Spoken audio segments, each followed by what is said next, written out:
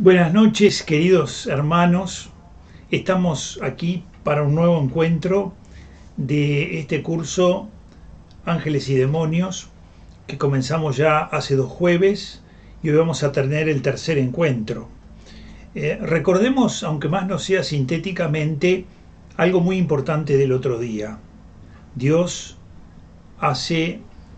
crea a los ángeles y los ángeles son sometidos a una prueba. Los ángeles tienen una inteligencia superior a la del hombre y conocen por ciencia infusa, es decir, conocen por una cualidad mucho más penetrante que la del hombre.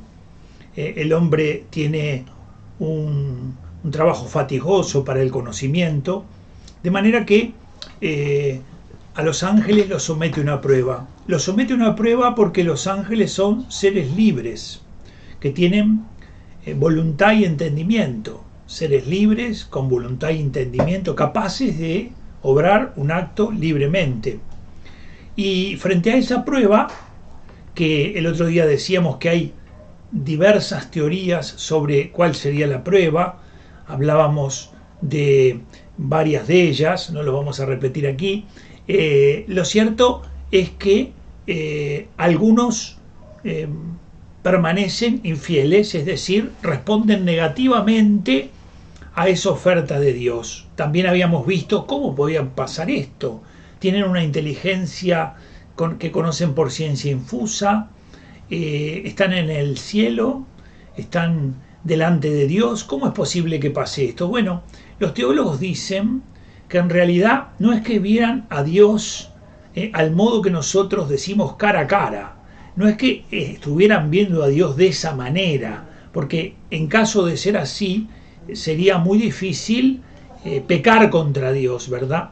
De manera que los ángeles fueron sometidos a una prueba, y esa prueba hizo que la mayor parte de ellos perseveraran, es decir, que permanecieran fieles.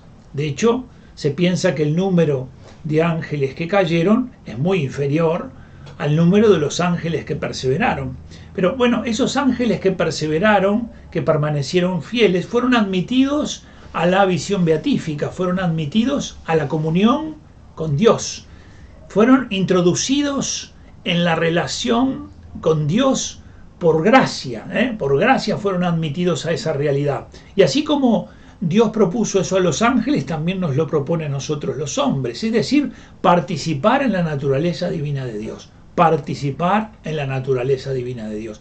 Evidentemente que los ángeles buenos ya están participando de la naturaleza divina de Dios. Y de hecho, los que se rebelaron, los que se opusieron, los que rechazaron esa oferta que Dios les hacía, fueron convertidos inmediatamente en demonios. Pero por esa condición natural que ellos tienen, la opción que hicieron, ese acto libre, fue absolutamente definitivo, fue totalmente definitivo. De manera que permanecen en su opción desde ese momento por toda la eternidad. De forma que los ángeles malos se convirtieron en demonios y a partir de allí comenzaron a tratar de destruir al hombre, porque el hombre manifiesta el designio de Dios cuando lo vive y de alguna manera muestra cómo Dios quiere poblar todo el universo de criaturas que lo alaben, lo bendigan y llamen a Dios Padre. De manera que esta escandalosa situación hace que los demonios estén empeñados en destruir al hombre, ¿verdad? Quieren destruirlo. De hecho, aquellos que rechazaron fueron uno que capitaneaba esa realidad, Luzbel, el diablo, Satanás, el demonio, de diversas maneras tenemos el nombre, pero otros ángeles se unieron a esa realidad. Recordemos el texto que tenemos en el libro del Apocalipsis, en el cual se nos cuenta esto, pero con ciertas limitaciones, ¿verdad? Tenemos que comprender que para hablar de esos seres puramente espirituales y para relacionarlos con las realidades espaciotemporales, el espacio y el tiempo, el lenguaje se vuelve, diríamos, limitado. Y nos tenemos que valer de determinadas realidades, pero sabemos que esto tiene un límite. Allí en ese capítulo 12, se nos dice, en el capítulo 12, versículo 7, se nos va a decir, entonces se entabló una batalla en el cielo. Está claro que no es una batalla el modo en que uno entiende las batallas. Aquí no hay armas de las que convencionalmente nosotros vemos a través de películas, ¿verdad? O de otras realidades. No son esas armas las que se utilizan, porque los ángeles son seres espirituales. De manera que ya nosotros habíamos visto que el pecado de los ángeles estuvo vinculado a la soberbia, al orgullo y a la envidia. Hay como una especie de cadena allí que se vincula entre la soberbia, el orgullo y la envidia. De forma que esa batalla que se libró en el cielo, según este texto, hizo que Miguel y sus ángeles combatieran con el dragón. Sabemos nosotros que San Miguel Arcángel es uno de los 3 arcángeles que la Iglesia, de los que la Iglesia celebra un culto, dándonos a conocer sus nombres, el significado de ellos, hablándonos de la participación activa que tienen en la Sagrada Escritura. Y de hecho a veces la gente se pregunta, de hecho a mí me lo han preguntado en estos días, que de dónde sale el número de 7. En realidad el número de los 7 arcángeles tiene su origen en otro texto bíblico, ¿verdad?, de Tobías, en donde allí está Rafael, el arcángel Rafael, y en donde Rafael dice que son 7. Cuando él se presenta, cuando él da a conocer quién es él y toda la realidad que tiene que ver con él, él justamente allí dice que yo soy Rafael, uno de los que sirve, dice así, no teman, la paz esté con ustedes, bendecida Dios siempre, si he estado con ustedes no ha sido por pura benevolencia mía hacia ustedes, sino por la voluntad de Dios. Siempre hacen lo que Dios les ordena, lo que Dios les manda, no hacen cosas por iniciativa propia. Y dice, a Él debéis bendecir todos los días, a Él debéis cantar. Dice, os ha parecido que yo comía, pero solo era apariencia. ¿Se acuerdan que yo les decía, ¿no? Que no hay cuerpos, no tienen cuerpos, pero que a veces para manifestarse tienen un cuerpo aparente? Aquí en este caso revela, dice Rafael, yo en realidad parecía que comía, pero era pura apariencia. Y ahora dice, bendecid al Señor sobre la tierra, y mirad, yo subo al que me ha enviado, poner por escrito lo que ha sucedido, y se elevó, ¿no? De manera que dice, alabaron a Dios con himnos y demás. Yo soy uno de los 7 que sirven en la presencia de Dios. De manera que acá en el versículo 15 dice, yo soy Rafael, uno de los 7 ángeles que está siempre presentes y tienen entrada a la gloria de Dios. De manera que el número 7 para los arcángeles tiene su origen allí, pero la Iglesia solo conoce 3 nombres. Conoce el nombre de Miguel, un nombre que tiene que ver, diríamos, con un grito de fidelidad contra los que se rebelaban contra Dios. ¿Quién como Dios? Miguel. ¿Quién como Dios? Conoce a Rafael, que está muy vinculado a la enfermedad y a la cura, de manera que los ángeles tienen también estas misiones, que es medicina de Dios. Y tenemos también Gabriel, que está vinculado a los anuncios y que es fuerza de Dios. Algunos conocen los otros nombres de los arcángeles porque han visto por allí los nombres. La Iglesia mantiene una actitud prudente con esto. Es decir, algunos atribuyen a que esos otros nombres aparecen por revelaciones privadas a un sacerdote en un determinado siglo, le dio a conocer cuáles eran los nombres de los arcángeles. Lo cierto es que la Iglesia no reconoce más que estos 3 nombres. Estos 3 nombres, aunque ven en la Escritura que se hace mención a 7 que sirven en la presencia de Dios. De forma que no utiliza los otros nombres. A veces nosotros nos sentimos un poco tentados como diríamos, a poner nombres a los ángeles y demás. No parece una práctica demasiado adecuada. En general, en la Sagrada Escritura, Dios le da a conocer al hombre a las cosas a las que les puede poner nombre. Por ejemplo, en un momento determinado en la creación les dice que le ponga nombre a los animales, que le ponga nombre. Es decir, es como que el hombre que está, diríamos, un poco más arriba que esa realidad de la creación, tiene como una suerte, ¿verdad?, de potestad de parte de Dios para poner nombre a esos animales. Pero ya pensar que nosotros ponemos nombres a los ángeles, si bien algunos dicen que no tendría nada de malo poner el nombre de pronto a un ángel de la guarda, pero de hecho yo pienso que hay que tener cuidado. No olvidemos que también a veces cuando uno pone nombres, puede a través de estos nombres invocar, y la invocación del nombre pensando en un ángel que está siendo invocado, uno tiene que tener cuidado porque el enemigo no descansa y puede terminar invocando no al ángel suyo, sino a otra realidad. De manera que más vale que lo que podamos hacer lo hagamos, que aquello que el Señor nos ha permitido lo hagamos. Si a nosotros Él hubiera decidido que le pusiéramos nombres a los ángeles, nos lo hubiera dicho, como nos lo dice con las cosas de la creación. Y nosotros también sabemos que en los grados de perfección los ángeles están muy por encima de nosotros y que son mensajeros, pero que también nos auxilian, nos ayudan en el camino de la salvación. De forma que, como pasa siempre con las cosas de Dios, ¿verdad? Lo más perfecto, lo más superior, está al servicio de lo que es inferior. De manera que aquí está la batalla, ¿no? Dice una batalla en el cielo, Miguel y sus ángeles combatieron con el dragón. El dragón es el nombre con el que se menciona aquí al enemigo, al diablo. Y también el dragón y sus ángeles combatieron, pero no prevalecieron, y no hubo ya en el cielo lugar para ellos, y fue arrojado, fíjense, dice, el gran dragón, la serpiente antigua, el llamado diablo y Satanás. Utiliza todos los nombres con los que conocemos a esta personaje, ¿verdad? Utiliza todos los nombres para que entendamos que siempre estamos hablando de la misma realidad. La serpiente antigua, la del paraíso, la del comienzo, y todos los otros nombres que a lo largo de la escritura han ido apareciendo. Y a continuación nos especifica una realidad más. Dice, el seductor del mundo entero, el seductor del mundo entero. Quiere decir que actúa por seducción, nos seduce. Y de hecho, hemos visto en la Sagrada Escritura cómo tantas veces aparece seduciendo. El pecado comienza con una seducción. La seducción tiene que ver con un engaño.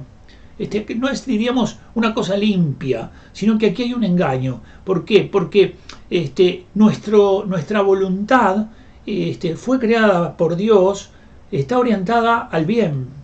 De manera que para que elija el mal, tiene que haber algo que la engañe o que la oriente, ¿verdad? Como para atraerla.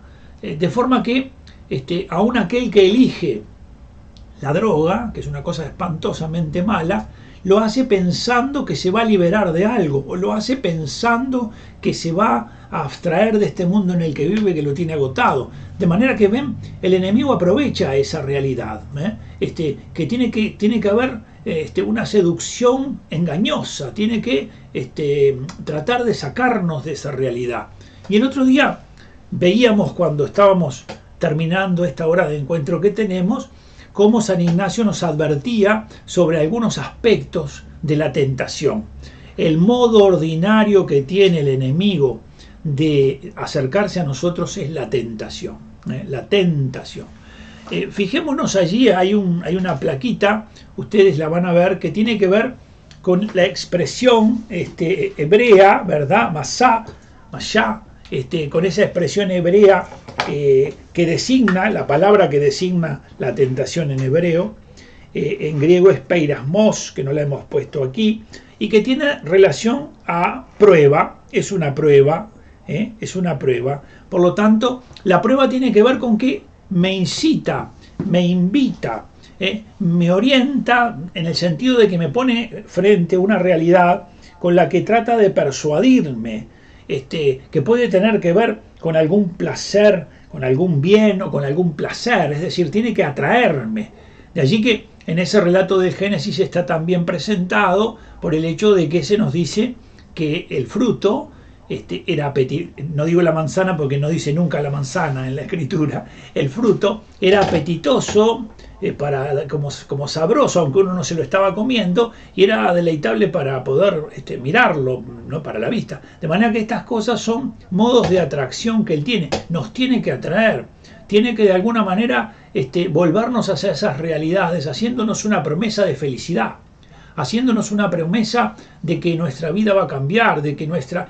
Y de hecho, por eso en la tentación de Jesús vemos que viene a hablar con Jesús, cuando Jesús, digamos, a tentarlo en el desierto, cuando Jesús dice que ya llevaba muchos días de ayuno y se sentía un tanto débil, y viene sobre él en ese momento. De manera que va a venir sobre nosotros, como bien lo dice San Ignacio, o por el lado débil de la fortaleza, o en medio de un secreto, envolviendo en una realidad secreta, la obra que está realizando en nosotros, comienza llenándonos la cabeza de pensamientos, nosotros comenzamos a dar rienda suelta a los pensamientos, pero nos van agobiando, nos van cansando, incluso nos van cercando, y en este camino les recuerdo especialmente a las mujeres que tienen más dificultad que los hombres, porque como tienen una condición espiritual, diríamos, más fina, entonces él viene a dialogar con la mujer y sobre todo viene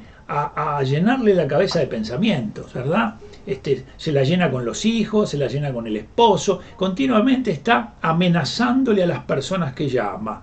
Se te va a enfermar fulano, se te va a morir mengano, continuamente está haciendo que corra detrás de todas esas realidades que están allí, y que ella mira y ve que... ¿Y todo eso por qué pasa? Porque nuestra azotea a veces está abierta y él a esa azotea abierta se mete con facilidad para llenarnos de pensamientos. De manera que los pensamientos son esas realidades con las que él viene sobre nosotros para llevarnos en una dirección o en otra, y nosotros tenemos que discernir, como dice San Ignacio, hay que discernir, es decir, quiénes son los que están entrando por mi azotea, quiénes se están metiendo así abiertamente, hay que ver, ¿es Dios? ¿Es un pensamiento que viene de Dios? ¿Es una emoción buena por la que Dios me dispone en una determinada dirección? ¿Soy yo que he puesto en mí un pensamiento sencillamente, quién sabe por qué causa? ¿O es el enemigo que ha puesto en mí pensamientos que en realidad comienzan a sacudirme, a inquietarme, a perturbarme? Quiero decirles en este sentido algo muy importante, ¿no?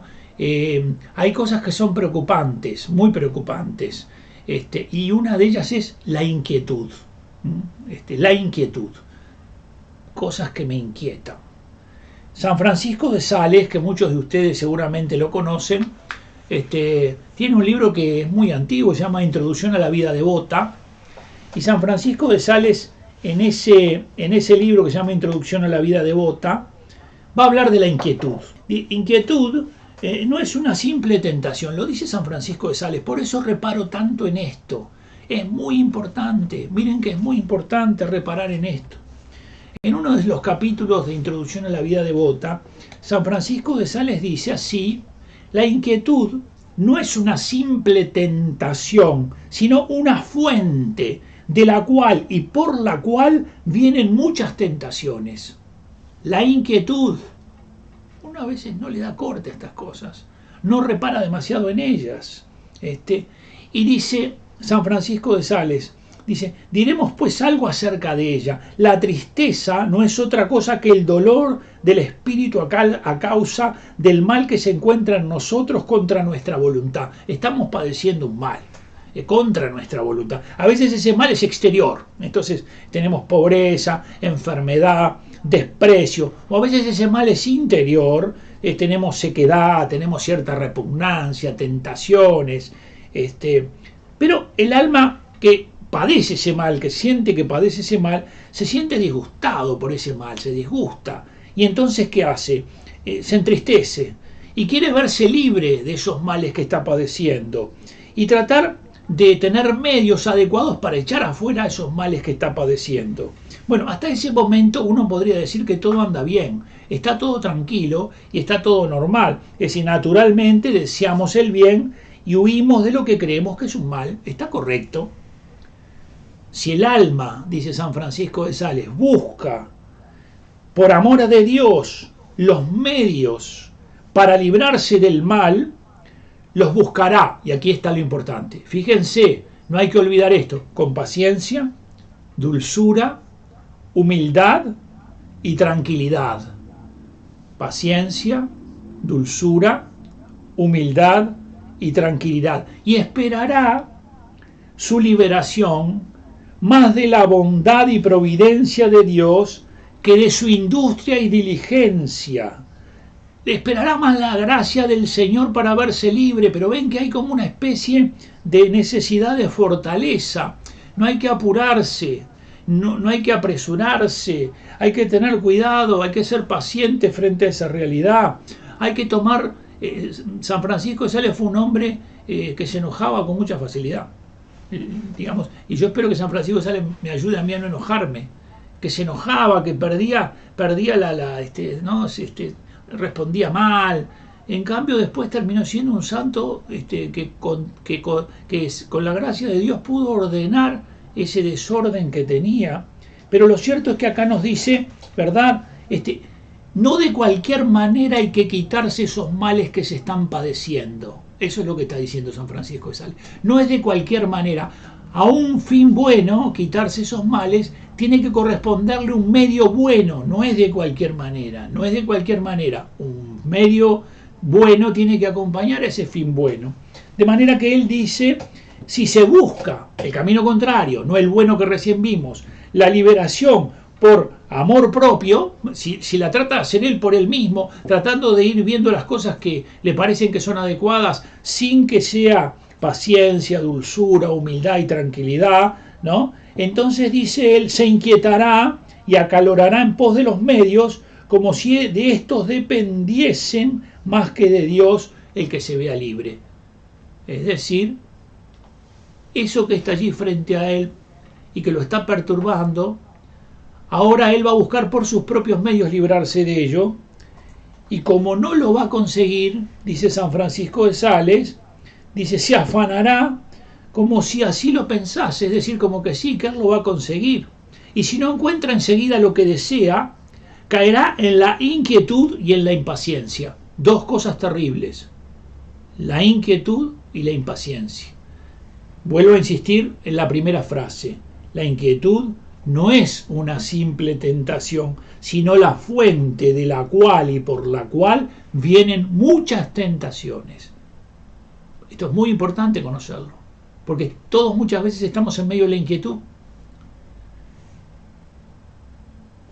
Inquietud e impaciencia, las cuales, lejos de librarlo del mal presente, de eso que quería liberarse, lo empeorarán, y el alma quedará sumida en una angustia y una tristeza, y en una falta de aliento y de fuerzas, que le parecerá que su mal no tiene remedio.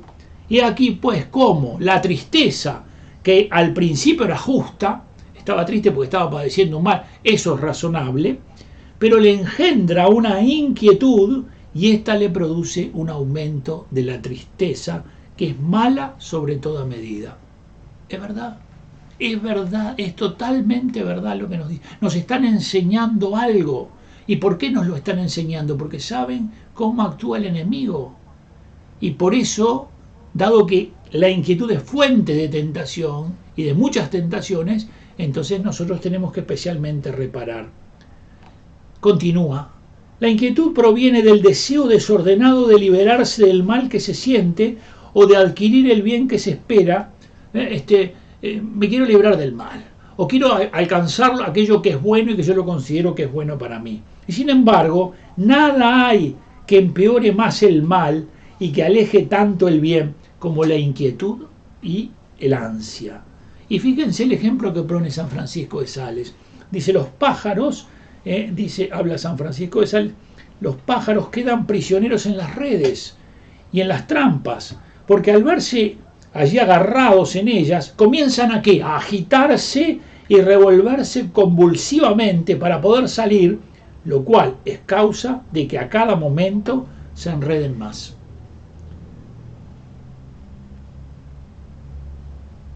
La inquietud, la impaciencia no son buenas consejeras para tomar decisiones.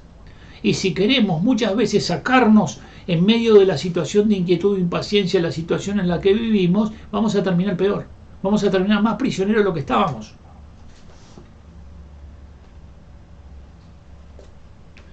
Dice San Francisco de Sales,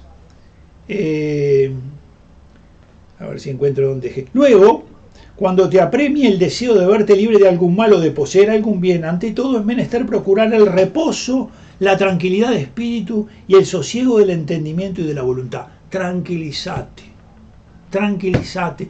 De este mundo nadie se va a bajar sin que Dios lo permita.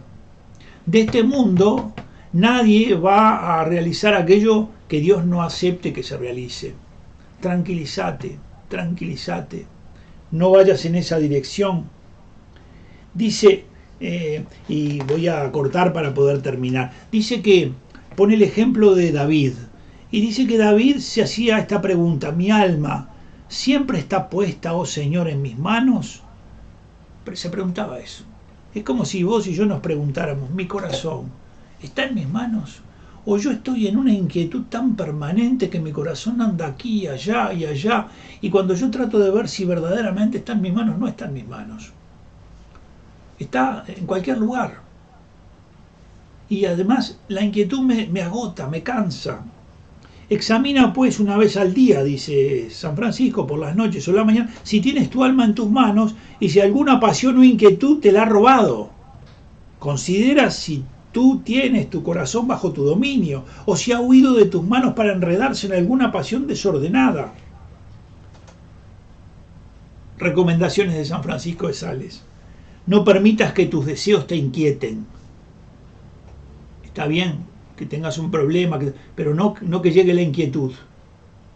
No permitas que tus deseos te inquieten, por pequeños y poco importantes que sean, porque después de los pequeños vendrán los grandes y los más importantes y encontrarán tu corazón más dispuesto a la turbación y el desorden.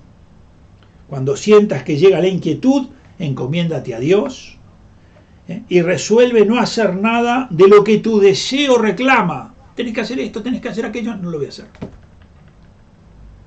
Hasta que aquella haya pasado totalmente, a no ser que se trate de alguna cosa que no se pueda diferir.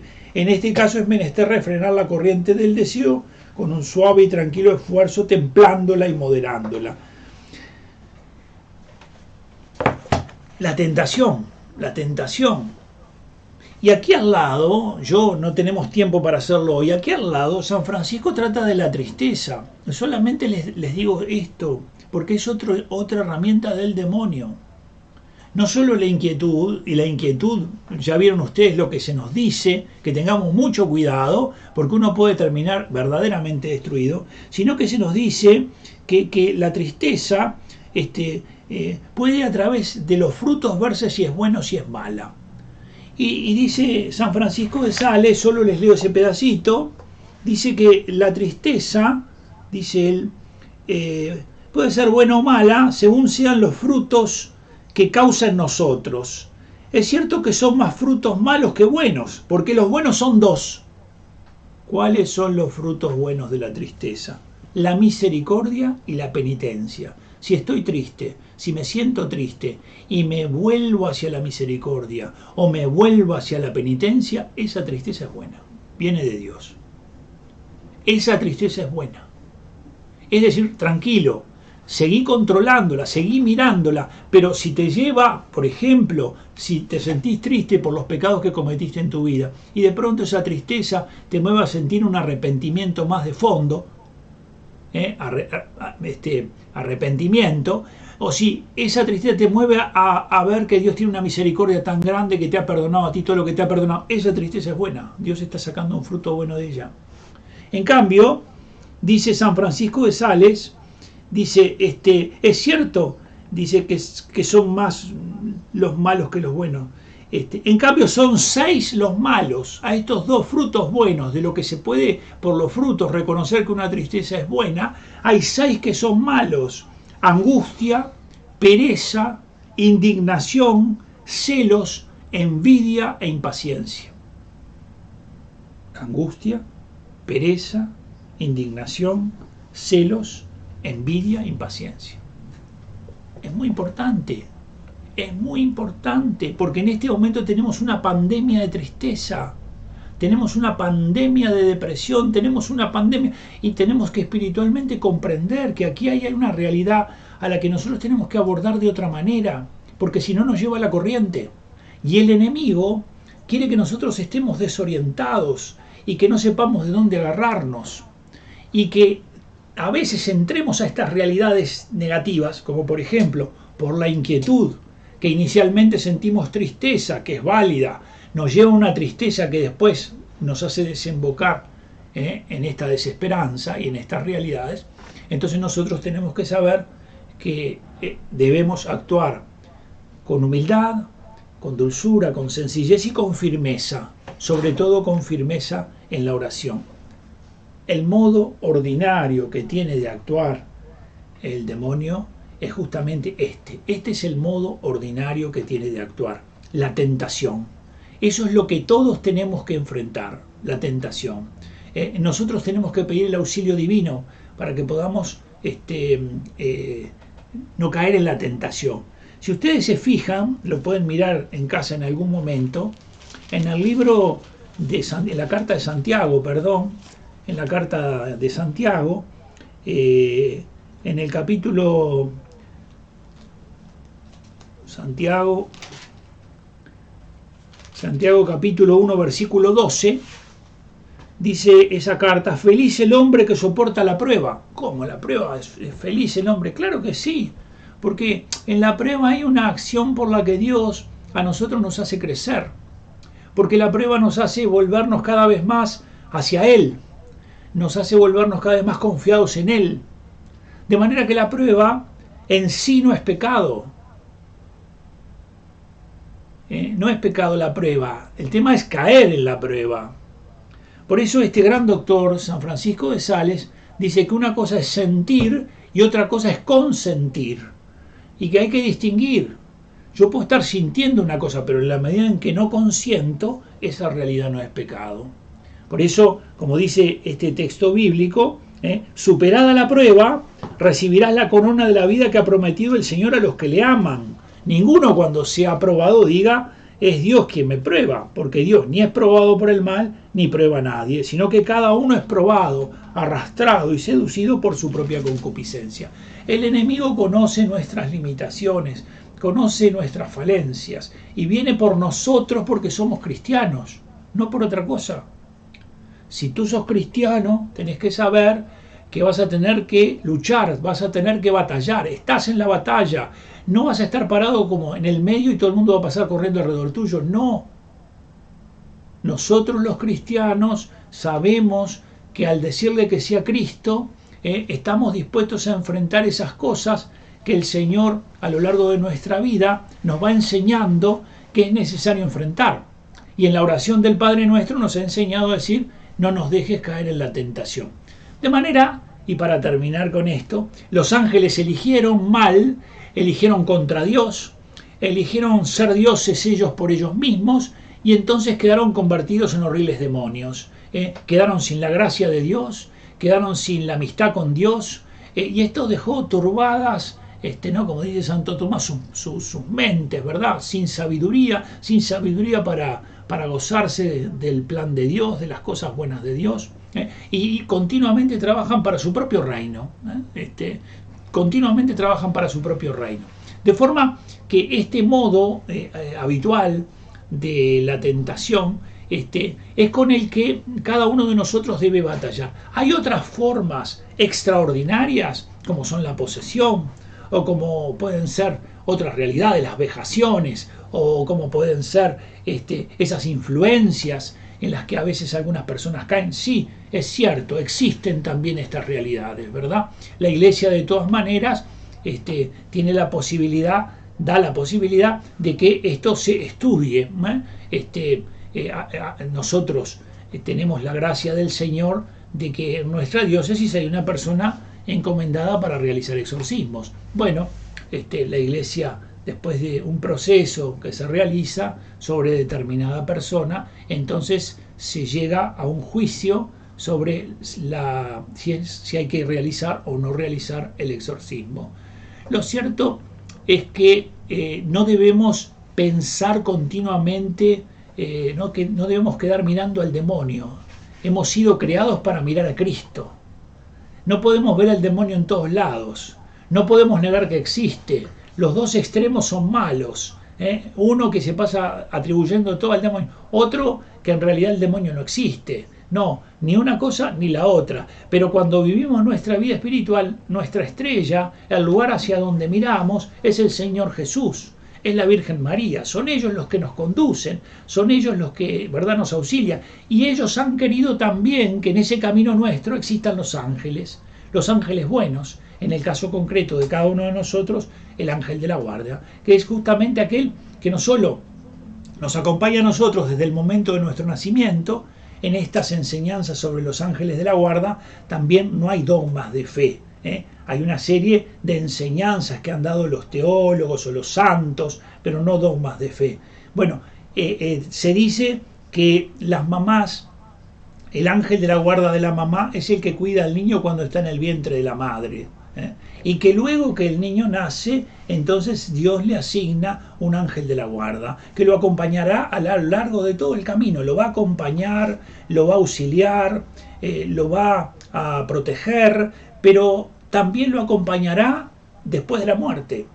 Es decir, para que no se sienta tan atemorizado después en el momento de la muerte, entonces lo va a acompañar, va a ayudar a que presente sus oraciones, pero también va a presentar delante de Dios las cosas buenas y malas que a lo largo de este camino nosotros hayamos hecho. Va a interceder por nosotros, va a velar por nosotros. De manera que Dios ha querido que nosotros estemos acompañados por ángeles. Vamos entonces a mirar un poquitito ahora algunas misiones. Vamos a mirar algunas misiones de los ángeles. Son menos 20, vamos a mirar algunas misiones. Comencemos mirando demos una mirada más global a lo que tiene que ver con las misiones de los ángeles, ¿verdad? Antes de la llegada de Cristo, Dios cuidaba del mundo por sus ángeles. Desde el comienzo de la creación, de la creación material y de la creación de los ángeles, entonces Dios cuida del mundo creado a través de los ángeles. Y antes de estudiar las misiones de los ángeles directamente relacionadas con los hombres, veamos las intervenciones en ese mundo físico como instrumentos de la providencia divina. Son servidores de Dios en orden a la providencia divina.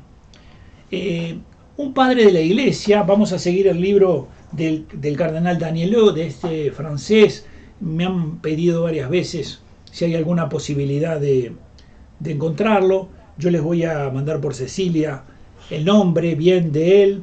Es un libro bastante antiguo, él ya falleció hace muchos años, pero bueno, se llama La misión de los ángeles en los padres de la Iglesia.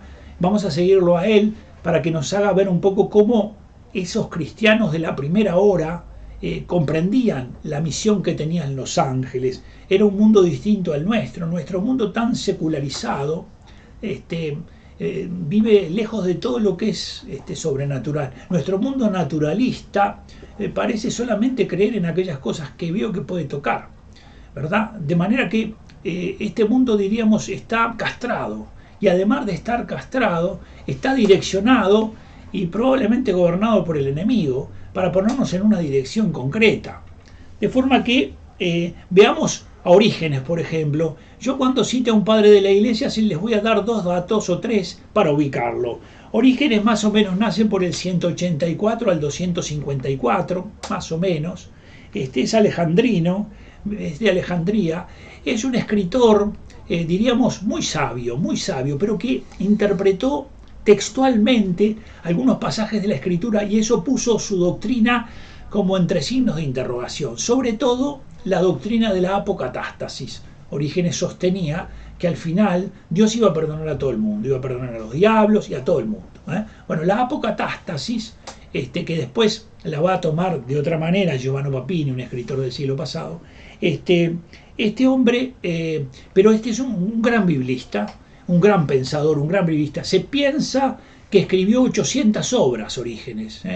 Un hombre que después del concilio se empezó a publicar sus obras, y hay comentarios al Éxodo, hay comentarios a muchos libros bíblicos. Tenía una gran sabiduría. Orígenes dice que los ángeles presiden los elementos, los 4 elementos, y los distintos ámbitos del universo. Por ejemplo, dicen que presiden los astros, presiden los meteoros, presiden las plantas, presiden los animales. Y Santo Tomás de Aquino, que es del siglo XIII, no es como Orígenes, que es del comienzo, afirma que todas las cosas corpóreas, todas, se hallan gobernadas por los ángeles. Todas las cosas corpóreas se hallan gobernadas por los ángeles. ¿Por qué? Porque dicen que el universo material, en relación al universo, diríamos, a la creación toda, ¿no? El universo material con relación al universo espiritual, son como las franjas el universo material de toda la realidad, ¿verdad? Del universo espiritual, que sería una cosa infinitamente mayor. Por eso, la primera pregunta que nos viene a nosotros tiene que ver con, bueno, ¿cómo es que Dios cuidaba al mundo antes de ir revelándose al pueblo de Israel? ¿Cómo era que cuidaba al mundo? Creo que tenemos una plaquita ahí que podemos ver ahora en este momento. Antes de la alianza con Abraham, que es una de las primeras alianzas, hay una primera con Noé. Una primera alianza con Noé. Es una alianza que Dios va, digamos, a mantener con la humanidad. Es una alianza más global, en donde se manifiesta la fidelidad de Dios con el cosmos, y cuyo signo aparece presentado bajo el arco iris, ¿verdad? De manera que Dios tiene con el cosmos un compromiso, tiene una misión por medio de la cual le promete su auxilio al mundo, inicialmente a ese mundo que se encontraba en esa situación. Y en el libro de los Hechos de los Apóstoles, en el capítulo 14, Hechos de los Apóstoles 14, versículos 16 y 17, 14, 16 y 17, fíjense que va en esta misma dirección. Cuando nos habla cómo es que Dios cuidó estas realidades antes de que llegara Cristo y antes de que se desarrollara en el pueblo de Israel ese vínculo que tenía con él. Dice en el versículo 14, 16, 17, dice, y que en las generaciones pasadas, aquí está hablando de las generaciones de los hombres, permitió que todas las naciones siguieran sus propios caminos, Dios. Si bien no dejó de dar testimonio de sí mismo, les dio testimonio de sí mismo a los pueblos paganos, derramando bienes y enviando desde el cielo lluvias y estaciones fructíferas, llenando sus corazones de sustento y de alegría. Así era el modo en el que Dios se acercaba a ese cosmos, a esa creación inicialmente, y en el libro de los Hechos de los Apóstoles ya se lee la historia hacia atrás, aunque ya ha pasado Cristo, en esta clave, ¿verdad? De manera que la regularidad de las leyes de la naturaleza son un modo de cuidado que Dios tiene sobre la creación. Las perfecciones de Dios, dice San Pablo, se pueden reconocer en la creación, en las cosas creadas. Por eso Dios ha confiado las naciones a sus ángeles. Este es el primer elemento que tenemos que afirmar. Dios ha confiado las naciones a sus ángeles. Esta doctrina se remonta al judaísmo. En el libro de Daniel hay una aparición de un ángel, tú lo podés leer allí en el capítulo 10 de Daniel, versículo 9, ¿verdad? Hay una aparición y le habla a otros dos que son guardianes de otras naciones. ¿No? Y a los ángeles allí los llama príncipes. Y por ejemplo en el versículo 13 de ese capítulo 10 le habla al príncipe de Persia, que sería al ángel que tiene como custodia la nación persa. Y dice que en el 21 le habla a la nación griega. De manera que ven, acá aparecen dos. Y en el versículo 13 se habla de Miguel, otro de los príncipes, otro de los ángeles que tiene a cargo la custodia de determinadas naciones. Es decir, que las naciones han sido puestas bajo la protección de Dios. Ya desde la antigüedad son puestas bajo la protección de Dios. Y dos padres de la iglesia muy antiguos, Ireneo de León, ¿verdad? Que nació entre el 140 y el 200, Ireneo de León, nació en Esmirna, en la zona que San Juan había sido obispo, ¿no? O sea que es un hombre muy cercano, aunque es unos años posterior a los apóstoles. Ireneo y Clemente, que es del siglo I y nació en Roma, conocen esta enseñanza. Y Clemente dice, los ángeles han sido distribuidos entre las naciones conforme a la ordenación antigua y divina. Es decir, conoce que a los ángeles se les ha pedido este auxilio, ¿verdad? Y Basilio, San Basilio, que es del año 330 y que nació en lo que sería la actual Turquía, dice que haya ángeles que custodian las naciones enteras. Esto es lo que enseñan Moisés y los profetas. De forma que, ¿qué supone este auxilio de ángeles para cuidar las naciones? Supone protección, asistencia temporal. La misión de los ángeles es una misión espiritual, de manera que los protege, los asiste, pero quiere especialmente a esos pueblos paganos conducirlos al Dios verdadero. Quiere conducirlos hacia el Dios verdadero. ¿Por qué? Porque los pueblos paganos quedan auxiliados, protegidos, tratan de que conozcan al Dios verdadero. Y aunque estén pervertidos en muchos casos, comienzan a estar presentes vestigios, conservan vestigios que se los deben a los ángeles, es decir, la religión natural, esas cosas iniciales por las cuales los hombres se elevaban hacia el cielo, sabiendo de la existencia de un Dios y del auxilio que éste les daba. Si bien contienen partículas de la verdad, todas las religiones del mundo anteriores a Cristo, fuera de judaísmo, se comenzaron a pervertir, empezaron a pervertirse rápidamente. Y los ángeles que tutelaron a Israel y a las otras naciones, viendo los vestigios de las religiones antiguas, se dieron cuenta que se corrompían y que la idolatría comenzaba a campear. Esta es la lectura de los padres de la Iglesia sobre cómo vivía el mundo antiguo y el modo en el que los ángeles trataban de auxiliar a las naciones y a los pueblos, ¿verdad? Solo donde los hombres estaban abiertos a Dios y a su luz, pudieron los ángeles conducirlos y así poder cumplir su misión. Este es un elemento interesante que tienen ellos, ¿verdad? ¿Cuáles eran los obstáculos de aquellos pueblos que estaban alejados de Dios? Por un lado, la mala voluntad de los hombres y por otro, la acción de los demonios. La mala voluntad de los hombres y la acción de los demonios. Ustedes lo ven allí en la placa que ahora tienen allí, ¿verdad? Los ángeles de las naciones estaban al servicio de los pueblos para ayudarlos y para guiarlos. Por eso, en el Antiguo Testamento y la tradición judía manifiesta que Israel fue objeto de una asistencia particular por parte de los ángeles, de una asistencia particular, así como a todas las naciones las asistían y las trataban de orientar desde la religión natural para que llegaran al Dios verdadero. Israel también era, pero ya con la revelación de Dios. Por eso en el libro de Daniel se muestra a Miguel como protector del pueblo. Y el pseudo Dionisio, a quien nosotros el otro día veíamos, por lo menos mencionándolo, dice que la teología llama Miguel al ángel del pueblo de Israel. De manera que los ángeles son ministros de las revelaciones de Dios. Están encomendados a eso.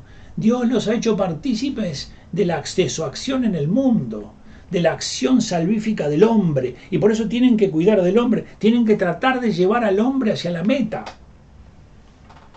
Y así podemos ver en el Antiguo Testamento textos del Génesis con Abraham o textos de los jueces en donde la mujer de Manoé se entera que tendrá un hijo, o en el primer libro de los Reyes donde el ángel reconforta a Elías, que es un siervo de Dios. Ciertamente que estos casos son puntuales, son casos puntuales, pero no se detiene la iglesia que estudia en el primer siglo, no se detiene sobre estos casos puntuales, sino que se da cuenta que la asistencia de Dios a través de los ángeles para el pueblo elegido es una economía, es en todas las dimensiones, ¿verdad?, del Antiguo Testamento, Dios ha comunicado a ellos. Y hay algunos aspectos particulares que sí son muy característicos. Por ejemplo, la ley fue anunciada por el ministerio de los ángeles. Es decir, Dios entregó a través de los ángeles la ley a Moisés.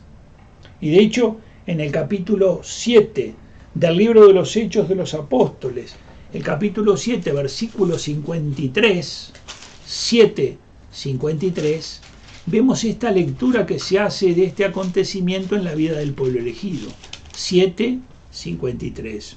Dice el texto bíblico, dice, ellos mataron a los que habían anunciado de antemano la venida del justo, de aquel a quien vosotros ahora habéis traicionado y asesinado. Vosotros, les dice, este es un discurso que no sé de quién será, pero de alguno de los apóstoles o de los diáconos, porque está en el capítulo 7, dice, vosotros que recibisteis la ley por mediación de los ángeles y no la habéis guardado.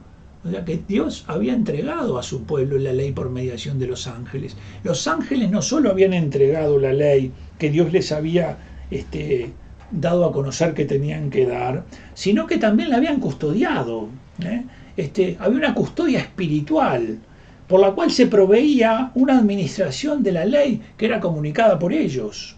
Por eso la ley es un aspecto de la vigilancia de los ángeles sobre Israel. Este es un elemento importante.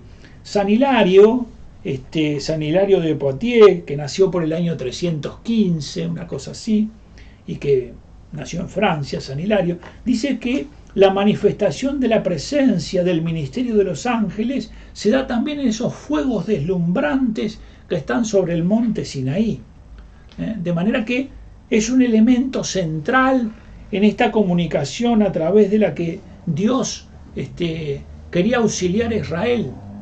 Quería auxiliar a Israel. No solo comunicaba los bienes divinos, sino que también los conservaba. Eran justamente los que ayudaban en la interpretación de la ley y velaban sobre ella, esperando ¿qué cosa? La llegada del Mesías. Esperaban la llegada del Mesías. Esto es muy importante. Es decir, auxilios divinos que el Señor daba a los hombres, orientándolos al momento de la llegada del Mesías. Por eso, tenían una participación activa en lo que tenía que ver con la ley y al mismo tiempo también en la alabanza, porque es propio de los seres espirituales alabar al Señor. Alababan al Creador participando en la alabanza que la creación tributa a Él. Por ejemplo, en los Salmos, alaben sus ángeles al Señor, bendigan al Señor ángeles suyos. Continuamente está esta invitación a la alabanza en todos lados y de todas maneras. Bueno, 9-5. Las misiones de los ángeles. Aquí fundamentalmente lo que avisoramos que es cómo Dios tiene un cuidado sobre su pueblo y cómo no deja al otro aunque se encuentra, ¿verdad?, más alejado, sino que trata de generarle caminos de salvación. Claro, ahora vamos a ver que la llegada de Cristo genera, diríamos, una explosión de alegría de parte de los ángeles y sobre todo algunos ángeles, algunos santos en particular como Orígenes, dice que esos ángeles que vienen en el nacimiento de Cristo son los ángeles de las naciones, porque son como las naciones que cantan, los ángeles de las naciones que cantan llenos de alegría, el hecho de que esa realidad que para ellos ya estaba siendo cada vez más imposible de contener ese mal que había en el mundo, ahora Dios viene a auxiliarlos con la venida de su Hijo. Bueno, solo enumeramos para la que viene, que será la última que vamos a tener, ¿verdad? Vamos a enumerarlo, lo desarrollaremos la que viene. Dios cuida al hombre por medio de los ángeles. 1, 2, son intercesores ante Dios. 3, presentan nuestras oraciones a Dios. 4, son maestros. Claro, Gabriel le explica a María. En sueños se le explica a José. Y así continuamente realizan, traen salud. Hay dos textos muy interesantes. Uno, el de Rafael, que es un libro entero que nos habla de él. Pero el otro, si ustedes lo recuerdan, tiene que ver con el capítulo 5 del Evangelio según San Juan, que había uno que estaba al lado de una piscina y que Jesús se acerca a él y le dice qué es lo que está haciendo. Y él dice que en realidad cuando se mueven las aguas, él tendría que meterse en la piscina, porque el primero que se meta se cura. ¿Y cuál era la creencia? Que un ángel movía las aguas de esa piscina. De manera que aparecen vinculados a la salud, son consoladores, continuamente están consolando a Cristo en el huerto, en la mañana de la resurrección, consuelan a los discípulos después de la ascensión, asisten en la hora de la muerte, y no solo estarán presentes en la Navidad, que lo vamos a ver, no solo van a estar presentes en la resurrección, sino que van a estar presentes también en la parusía, es decir, en el momento en que todas las cosas suban a Cristo. Guardan la santidad divina, guardan la santidad. La espada flamígera es puesta en las puertas del paraíso, para que nada impuro pueda entrar.